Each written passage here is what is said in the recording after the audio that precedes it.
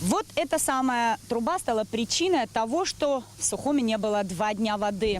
Как видите, она не просто ветхая, она вся в латках. В принципе, несколько дней работ тоже особо делу не помогли. Вот-вот, труба может прорвать в любом месте, как говорят специалисты.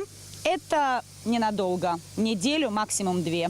Главному водоводу, обеспечивающему Сухум питьевой водой, уже более 60 лет. Многие десятилетия его не ремонтировали. Даже старожилы не могли припомнить, где именно проходит трубопровод. Но в последние годы он давал о себе знать частыми прорывами. Последний из них образовался практически под опорным столбом линии электропередачи. Напор воды был настолько сильным, что вокруг трубопровода образовался котлован. Проработав весь день и часть ночи воскресенья, специалисты устранили утечку. Но рано утром произошла вторая авария. И тогда в некоторых районах столицы вновь пришлось отключать воду. Предупредить население не успели. Ситуация аварийная. Сами видите, сегодня все равно чуть-чуть уже просачивается. Это особо не влияет для давления, но она потом и больше увеличивается, потому что сама труба, вы видите его состояние, он очень непригодный уже к его обслуживанию. Уже несколько дней сотрудники водоканала проводят работы по укладке нового трубопровода. Это не только изменит ситуацию, но и избавит Сухум от постоянных аварий и отключений, говорят они.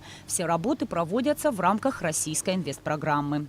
Труба диаметр 800 мм, СДР 11. Это означает, что напорная линия 16 атмосфер. Эта труба очень высокого качества. Объем работы около 6,5 километров. Мы начали в сентябре, уложили уже около 500, свыше 50 погонных метров. Вот, в течение месяца, я думаю, вот этот участок, сложный участок, пройдем, я думаю, улучшится обстановка.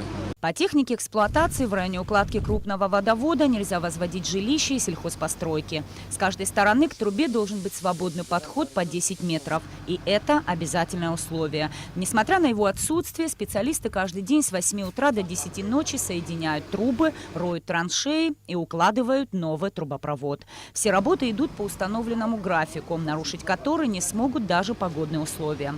Работы планируется завершить в марте 2019 года. Специалисты постараются как можно раньше подключить водовод к системе водоснабжения Сухума, чтобы появилась возможность отключить старую трубу, а значит, без аварий подавать столице воду.